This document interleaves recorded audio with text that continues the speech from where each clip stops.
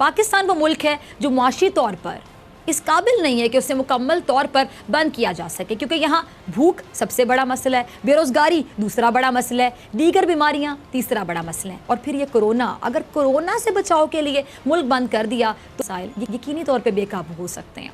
वज़ीर-ए-आज़म इमरान खान साहब समेत तकरीबन हर सियासतदान, डॉक्टर, आलिम दीन, मीडिया, जो भी इस मुल्क का स्टेक होल्डर है, वो ये बारहा बता रहा है कि इस वबा का इलाज सिर्फ़ और सिर्फ एहतियात है, क्योंकि जब इलाज नहीं है तो फिर एहतियात ही है। पूरी दुनिया ही इसकी लपेट में है, और अगर पाकिस्तान का हाल खुदा ना ख्वास्ता अमरीका या ब्राज़ील जैसा हो गया तो यहाँ क़यामत से पहले क़यामत आ जाएगी। इतना संगीन ख़तरा, इतनी संगीन बीमारी, इतने संगीन मसाइल, और इस पर हमारी आवाम का जो एक बिहेवियर है वो देखें ज़रा। पूरी दुनिया कोरोना से मुतासर होने के बावजूद हमारे रवैये इतने, क्या मैं बोलूँ, गैर जिम्मेदाराना, इतने गैर संजीदा, ऐसा ही ना नाजरीन, इतने गैर जिम्मेदाराना, कोई रिस्पॉन्सिबिलिटी सेंस है ही नहीं, ना मुजाहिरा किया जा रहा है। इतने गैर संजीदा हैं लोग कि ना हमें अपने बच्चों की ज़िंदगी का ख्याल है, ना हमारे घर में जो बुज़ुर्ग हैं हमें उनकी सेहत का कोई ख्याल है।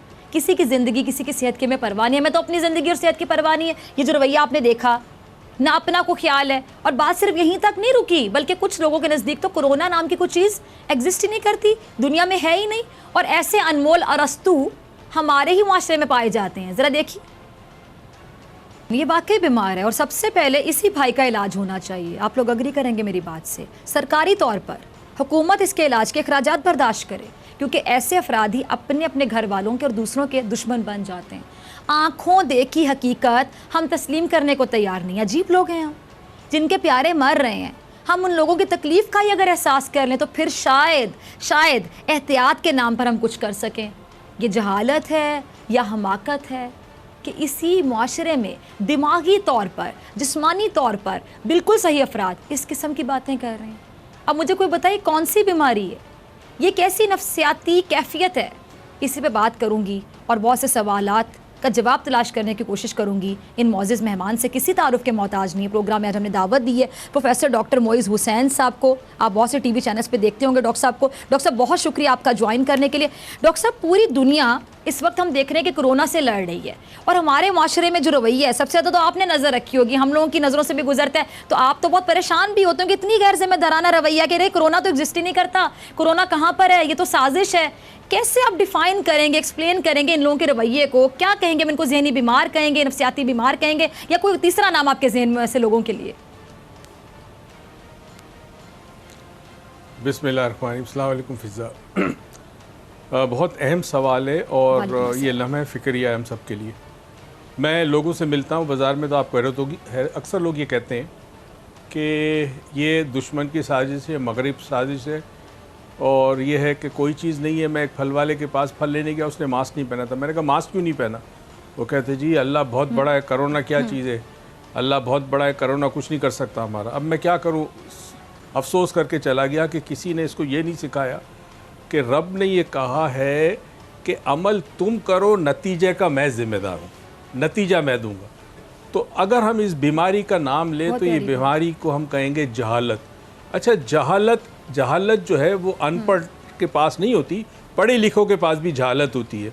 जहालत उस कैफियत को कहते हैं कि जब इंसान एक स्टेट ऑफ डिनाइल में होता है, स्टेट ऑफ डिनाइल में होता है, यानी आपके सामने एक हकीकत है। चलो पाकिस्तान में तो हम जानते हैं कि हमारे सियासतदान भी फुद्दू बनाते हैं, हमारी रियासतें भी करप्ट हैं, बहुत सारी चीज़ें हैं, मगर ये बाहर की दुनिया के अंदर जो वबा फैली है, जिसने एटॉमिक, बड़े बड़े एटॉमिक पावर्स को, दुनिया की सुपर पावर को घुटने टेकने के मजबूर कर दिया, तो क्या ये ख्याल में हमारा वहम है या किसी दुश्मन की साजिश है या किसी ने स्पैम पे भेजा है? तो ये जो जहालत है, उस जहालत का इलाज नहीं है। वजह इसकी है कि ना हमारे तालीमी इदारों में शऊर दिया जाता है। जहालत का एब्सेंस है, मतलब शऊर ना होना, लाशऊर। अकल हमारे में बहुत है, हमसे ज़्यादा अक्लमंद बहुत कम अक़वाम है। हम मिलावट में माहिर हैं, हम जुगाड़ करने में माहिर हैं, हम हर चीज़ में माहिर हैं, मगर जहाँ शऊर हो, शऊर हमारे पास है ही नहीं। शायद वजह एक हमें दिया नहीं गया। तो अब यहाँ जो बहुत बड़ा मसला होने वाला है वो सिर्फ आवाम का नहीं है। मैं आपको एक छोटी सी बात बताऊँ, मुझे हैरत है, हमारे यहाँ इतने बड़े बड़े सियासतदान बैठे हैं, वज़ीर बैठे हैं, उनमें से बहुत पढ़े लिखे हैं, हमारे यहाँ बड़े बड़े एडवाइज़र बैठे हैं। क्या इतनी समझ नहीं है उनमें कि अगर आप बाज़ार खोलते हैं कुछ घंटों के लिए, तो चूंकि लिमिटेड टाइम पीरियड होगा तो आवाम का रश बढ़ेगा। क्या आप ये अनाउंस नहीं कर सकते कि ठीक है जी 24 घंटे बाजार जिसको खुला दुकान खुली रखे? जब वक्फा ज्यादा होगा, टाइम ज्यादा होगा, तो हुजूम नहीं होगा। जब हुजूम नहीं होगा तो लोग एक दूसरे से करीब नहीं होंगे। आपने खुद देखा होगा, कई चैनल्स पे मैंने देखा, जब पहले दिन लॉकडाउन नरम हुआ उसके बाद लोग इस तरह टूटे जैसे पता नहीं कोई मुफ्त में खाना बट रहा हो, मुफ्त में कपड़े बट रहे हो। और ऐसे पढ़े लिखी अच्छी खवातीन और मर्द जो अच्छी फैमिलीज थे वो भी इस तरह घुसे दुकानों के अंदर, क्योंकि उनको सूट्स लेने थे, कपड़े लेने थे। तो अब ये जहालत उस कौम में ख़त्म होती है जिस कौम में लीडरशिप हो जो उनको शऊर दे। तो जब हमारी लीडरशिप की ये हालत है कि उनके पास खुद शऊर नहीं है इस चीज़ का कि हमें किस तरह लोगों को बचाना है, तो आप क्या एक्सपेक्ट करती है किसी और से? अच्छा डॉक्टर साहब, मुझे ये बताइए कि नफ्सियाती तौर पे ये भी एक बहुत बड़ा इशू है कि जी अभी कितना फियर है, इतनी एंजाइटी फैली हुई, बाकायदा मतलब मुझे एंजाइटी हो गई थी कि यार ये कोरोना क्या चीज़ है। आपके घर में बेशुमार लोग होंगे जो परेशान होंगे, हम एहतियात करें, सिर्फ एहतियात कर सकते हैं। मुझे बताइए कि ऐसे हालात में ईद के कपड़े लिए जा रहे हैं, चले बच्चे जिद करते हैं आप उनके कपड़े तो ले लेते हैं, बच्चों को नहीं आप समझा सकते कि कोरोना की वजह से हम शॉपिंग नहीं कर रहे, लेकिन बड़े लोगों को भी शौक है कि मैंने कपड़े लेने हैं, मैंने जूते लेने हैं नए। ऐसे हालात में कौन देखेगा? सोशल डिस्टेंसिंग की हमें बाकायदा हिदायत दी गई है, हम कहाँ लेके जाएंगे वो कपड़े, कहाँ पहन के जाएंगे जब हमें जाना ही नहीं कहीं पे? हमने अपने घर में लोगों को दावत नहीं देनी, इतने लोगों को इकट्ठा ही नहीं करना। पहला पॉइंट ये कि आप अपनी जान को हथेली पे रख के अपने जहन को सुकून देने के लिए कि शॉपिंग करना चाह रहे हैं, तो जाहिर बात है आप अपने जहन को सुकून देना चाह रहे हैं। इसको जरा नफ्सियाती तौर पर डिफाइन कीजिए कि आप जान हथेली पे रख के जिंदगी को खतरे में डाल के एक थोड़ी सी रिलैक्सेशन लेना चाह रहे हैं कि शॉपिंग करने से मजा आएगा। फिजा, मैं चंद बुनियादी प्रॉब्लम्स बता रहा हूं जो हमारे साथ हुए। जब पाकिस्तान बना उस वक्त एक नारा लगाया गया कि पाकिस्तान का मतलब क्या, ला इलाहा इल्लल्लाह। पाकिस्तान का मतलब ला इलाहा इल्लल्लाह नहीं होना चाहिए था, पाकिस्तान का मकसद ला इलाहा इल्लल्लाह होना चाहिए था। मतलब और मकसद में बड़ा फ़र्क है। चूँकि मकसद नहीं था तो यहाँ पे अल्लाह ताला का वो निज़ाम जो राइज होना चाहिए था वो नहीं हुआ, और उस निज़ाम का सबसे बड़ा जो इंडिकेटर है वो ये है कि अदल और इंसाफ होता, वो नहीं हुआ। तो वहाँ से हमने गलती की। अब उसके बाद दूसरी चीज़ मैं आपको बताऊँ, जब कोरोना के ख़िलाफ़ बातें हुई और कोरोना की पता चला कि दुनिया में कोरोना फैला, पाकिस्तान में आया, हमने एक गलत स्लोगन बनाया। स्लोगन क्या था? और मुझे अफसोस है किसी ने सोचा नहीं। देखिए, मैं माइंड साइंटिस्ट हूँ। इंसान जो अल्फाज बोलता है ना या सुनता है, जहन में उसके इमेज बनता है। ब्रेन हमारा लफ्ज़ों पे नहीं चलता, हर लफ्ज़ का ब्रेन एक तस्वीर बनाता है, एक खाका बनाता है। आपने स्लोगन दिया कोरोना से डरना नहीं लड़ना है, ये भी गलत है, क्योंकि अब ये सारी आवाम आ गई है, क्योंकि उनको पता है कि हम तो बड़े लड़ाके, हमने तो इंडिया के साथ इतनी जंगें ली, हमसे कोई जीत नहीं सकता। स्लोगन ये होना चाहिए था कि कोरोना से डरना नहीं बचना है। अगर ये स्लोगन पहले दिन से आता तो लोगों के जहन में बचने का तस्वुर आता या लड़ने का तस्वुर हो गया। तो अब बचने के लिए अब हम बार बार कह रहे हैं बचोगे कैसे। तीसरी चीज़, social distancing is also a wrong word. Social distancing का मतलब है समाजी तौर पर दूर होना। असल में ये वर्ड होना चाहिए फिजिकल डिस्टेंसिंग। मैं पाकिस्तान के लिए कह रहा हूँ क्योंकि शऊर नहीं है ना। दुनिया के लिए सोशल डिस्टेंसिंग बिल्कुल परफेक्ट है, बिकॉज वो समझते हैं। हमें ये कहना था जी जिस्मानी तौर पर आप दूर रहें, आपने ये भी नहीं किया। तो हुआ क्या, ईद आपके चंद दिन के बाद आपकी ईद है, बाज़ारों में रश है, लोग मेहंदियों के लिए फ़ोन आ रहे हैं ख़वातीन का, जी आप अपने ऑर्डर बुक कराएं, हम आपको बुकिंग टाइम देंगे क्योंकि हमारे पास रश बहुत है। अब ये मेहंदी लगा के कपड़े नए बना के आप कहाँ जाएंगे? आप यकीनन जाएंगे। फिजा, ये मेरी बात याद रखना, ये कोई अमल नहीं करेगा, जाने के लिए बना रहे हैं ना कपड़े, जाएंगे। और ये भी मैं आपको गारंटी, बगल गिर भी होंगे, गले भी लगेंगे। देखिए, अभी आपने कहा साउथ अमेरिका के अंदर, सॉरी मैं आपकी बात काट रही हूँ, देखिए जितना रश बाजारों में है उसको देखकर अंदाजा लगाया जा सकता है। ये तो इसमें तो जरा भी शक और शुबे की बात नहीं रह जाएगी कि जितने लोग ये बाजार में शॉपिंग करने गए हैं, जाहिर बात है इनके घरों में लोग भी इकट्ठे होंगे, या ये अपने बच्चों को लेकर किसी के घर चले जाएंगे, जी हम खाने पे आ रहे हैं, तो जाहिर बात है ये फिर पार्टियां करने के लिए, गेट टुगेदर्स करने के लिए कपड़े खरीद रहे हैं। तो फिर कैसी सोशल डिस्टेंसिंग? आपकी वाली बात सही कि सोशल डिस्टेंसिंग नहीं, फिजिकल डिस्टेंसिंग, ये एक लफ्ज का इस्तेमाल होना चाहिए, फिजिकल डिस्टेंसिंग चाहिए। दूसरी चीज फिजा, एक चीज याद रखें, जिन माशरों में फिजिकल डिस्टेंसिंग कम होती है, मिसाल के तौर पे जो साउथ अमेरिका है या सेंट्रल अमेरिका है, वहाँ लोग एक दूसरे से फिजिकली बहुत क्लोज मिलते हैं, यानी गले मिलने का रिवाज बहुत है, आमतौर पर बहुत है। जबकि मगरिब के कई ममालिक में रिवाज नहीं है। कई मुल्क ऐसे हैं जहाँ लोग मर्द से मर्द के गले मिलना पसंद नहीं किया जाता, मायूब समझा जाता है। तो जिन मुल्कों में, अभी ब्राज़ील में भी एकदम फैला है, ये इसलिए फैलता है कि वहाँ लोग फिजिकल डिस्टेंस मेंटेन नहीं करते, तो कोरोना ज़्यादा फैलता है।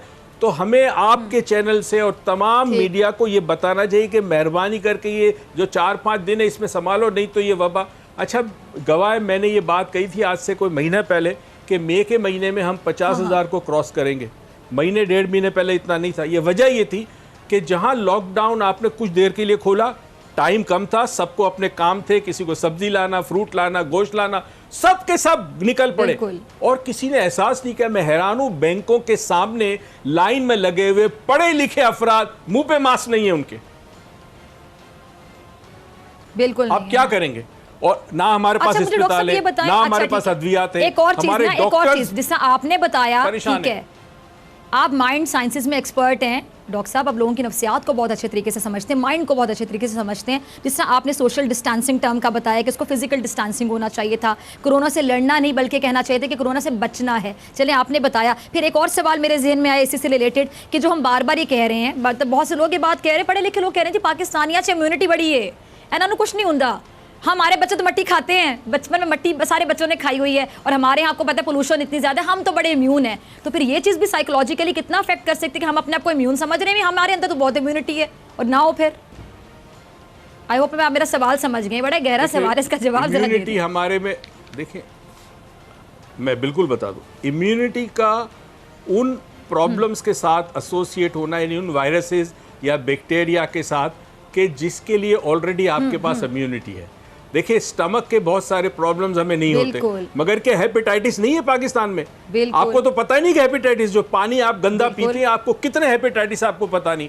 कई अफराद को टीबी है, उनका पता ही नहीं है, क्योंकि आपके पास पहली तो बात है, लोग अस्पतालों में जाते नहीं, डॉक्टर कहते हैं महंगे है, डॉक्टर का इलाज नहीं कराना। तो कई ऐसे अफराद हैं जो बहुत सारी ऐसी बीमारियों में मुब्तला है। वजह इसकी है कि आपको इम्यून सिस्टम सिर्फ उसका मुकाबला कर टेस्ट नहीं करवाते ना हम लोग। हर साल आपको टेस्ट करवाने चाहिए। हाँ, नहीं, उसके अलावा इम्यूनिटी के पास बेसिकली इम्यून सिस्टम जो है वो जब किसी बैक्टीरिया को, किसी वायरस को, किसी पैथोजन को वो कनेक्ट करती है, फिर वो अपने अंदर इम्यूनिटी डेवलप करती है। फ्यूचर में वो चीज़ आपको नहीं होती। वैक्सीन का बेसिक कॉन्सेप्ट यही है। अब ये ऐसा वायरस है जिसका दुनिया में किसी को नहीं पता। तो उस बीमारी के एंटीबॉडीज होंगी बॉडी में, बिल्कुल पहले कहते हैं जी बिल्कुल, अब नहीं है ना। तो अब जब नहीं है तो प्रॉब्लम पता है क्या है? प्रॉब्लम यह है कि फर्स्ट ऑफ ऑल हमारे में डिसिप्लिन नाम की कोई चीज़ नहीं है। आप सड़क पर खड़े हो जाएं 5 मिनट, आप देखें ट्रैफिक का हाल, किसी मोटरसाइकिल को परवाह नहीं कि मेरे माँ बाप मेरा इंतज़ार कर रहे हैं घर के ऊपर, वो वन वे जाएगा, वो स्पीड से जाएगा। हर एक की हालत गैर जिम्मेदाराना रवैया है।